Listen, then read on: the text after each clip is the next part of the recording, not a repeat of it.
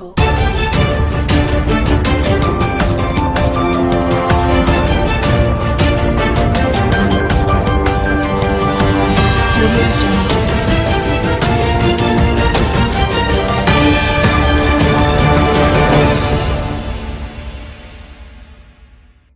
السلام علیکم، زه یم بختالله جان حسرت او تاسو ګورئ په پښتو پوینټ ټي وي باندې د نن ورځې تر دې دمه خبرونه.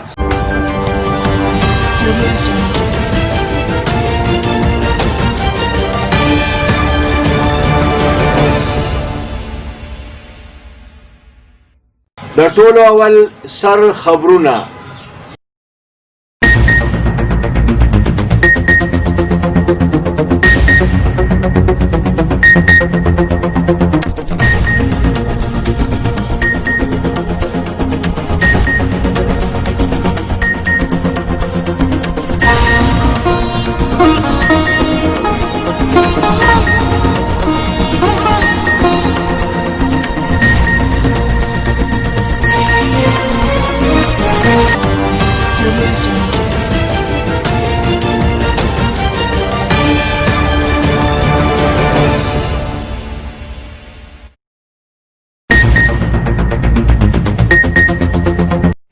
د کرونا وایرس نه 86 کسان نور مړه شو.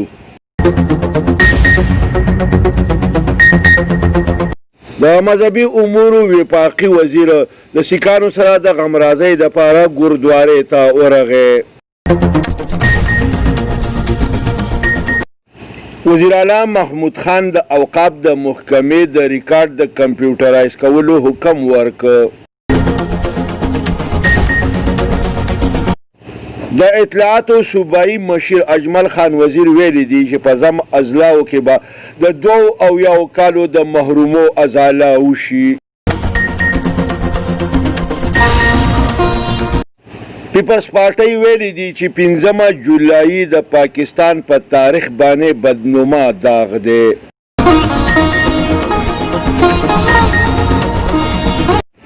عوامي نیشنل پارټۍ ویلی دی چې 18 آئینی ترمیم چیړل به د ملک سره دشمني.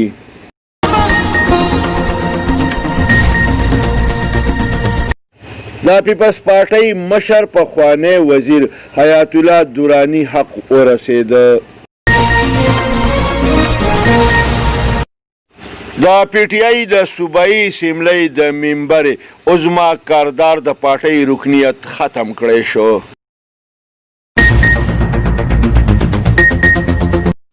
د خیبر پختونخوا یو بل لوی ډاکټر حیات الله د کرونا وایرس له کبله حق ورسېده.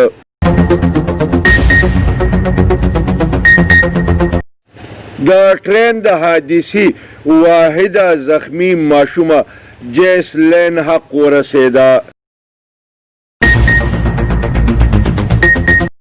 په امریکا کې د تورپوستو د نسلي امتیاز خلاف د احتجاج سلسله جاری ده.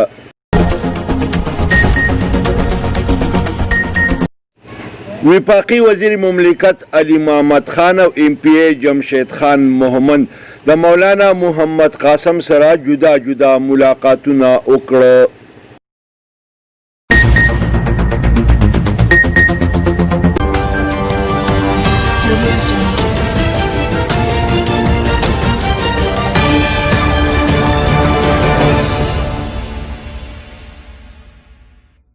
اوس د دې خبرونو تفصیل. کرونا وایرس 86 کسان نور ووژل. د کرونا وایرس د مریضانو په شمیره کې د 3563 اضافه وشوه. دغه رنګي په خیبر پختونخوا کې په 13 غنټو کې 8 کسان د کرونا وایرس د لاسه مړه دي. دارنګې د مړو ټوله شمیره 4246 ته ورسېده. وایي چې په اسپتالونو کې د کرونا وایرس 40% مریضان پاتې دي. د مذهبي چارو وفاقي وزیر نورالحق قادري د سیکانو ګوردوارې ته ورغی او په شیخ پوره کې په ټرین حادثه کې په مړو او په زخمیانو د دې سره د همدردۍ او غمرازۍ اظهار وکړ. په دې موقع د میډیا سره خبرې اترې هم وکړې. د خیبر پښتونخوا وزیر اعلی محمود خان د اوقافو د محکمې د ریکارډ د کمپیوټرایز کولو حکم ورکړ. د اوقافو په ملکیتي ځمکو د قبضې د ختمولو هم هدایات جاری کړه. د محکمه اوقاف د ټولو معاملاتو دپاره یو کمیټي تشکیل کړی شوه چې دا به په 15 ورځو کې خپل ریپورټ پیش کوي. دا فیصله په یو اعلی سطح اجلاس کې وشوه. د اطلاعاتو او تعلقات عامه صوبایي مشیر اجمل خان وزیر ویلي دي چې په ضم اضلاعو کې به د 72 کالو د محرومو ازاله ممکنه شي. د ضم اضلاعو د ترقۍ او خوشحالۍ دپاره په صوبایي بجټ کې معقول رقم مختص شوی دی. دا خبره د میډیا سره د خبرو اترو په دوران کې کړې ده. پاکستان پیپلز پارټۍ 15 جولای د پاکستان په جمهوري تاریخ باندې یو تور داغ ګرځولی دی. د پیپلز پارټۍ مرکزی مشر او پخوانی صدر اسب زرداری ویلی دی چې د بټو ریفرنس فیصله د عدالتونه زر وکړي. د پیپلز پارټۍ مرکزی چیرمن بلاول بټو ویلی دی چې 15 جولای د پاکستان د جمهوریت په سپینه جامه داسې بدنما داغ دی چې د دې وینځل بالکل ممکن نه دی. د زیاته کړې ده چې په 18 آئیني ترمیم کې که چا د ګوتو وهلو کوشش وکړو دا به د هغه ډېر لوی قمقلتوب وي. د عوامي نشنل پارټۍ مرکزي صدر اسفندیار ولی ویلي دي چې په 18 آئیني ترمیم کې ګوتې وهل به د ملک سره د دشمنۍ برابر وي. د زیاته کړې ده چې دا آئیني ترمیم که یوې خواته د صوبو د ازادۍ او خودمختارۍ ضمانت نه نو بلې خواته د وفاق د وحدت علامت دی.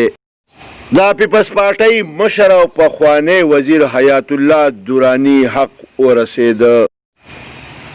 دی په فاطمه جناح میډیکل کالج کوټه کې زیر علاج و. د ملک سیاسي مشرانو د مرګ د جمهوریت دپاره لویه سانحه ګرځولې ده. د تحریک انصاف د صوبایي اسمبلۍ د منبر عظما کاردار د پارټۍ رکنیت ختم کړی شوی دی. په دې باندې د پارټۍ د ډیسپلن د خلاف ورزۍ الزام لګېدلی و. دې ته دا اختیار هم ورکړی شوی دی چې دا اپیل کولی شي. د خیبر پښتونخوا یو بل لوی ډاکټر کرونا وایرس ووجلو.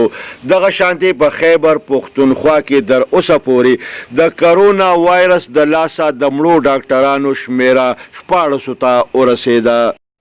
د شیخپورې د ټرین د پیښې یوازینۍ 8 کلنه جیسلین ماشومه حق ورسېده. وفاقی وزیر مملکت علی محمد خان او ایم پی ای جمشید خان محمد د پخوانی MNA او د دارالعلوم اسلامیه عربیه شیرګړ د محترم مولانا محمد قاسم سره جدا جدا ملاقاتونه وکړه. دی د سره 13 ورځې په دارالعلوم کې په لګېدلي اور او په نقصاناتو باندې د غمرازۍ او همدردۍ اظهار وکړ.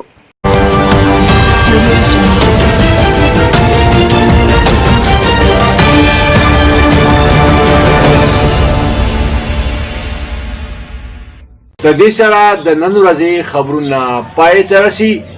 ښاد او آباد اوسئ. د لوی الله په امان.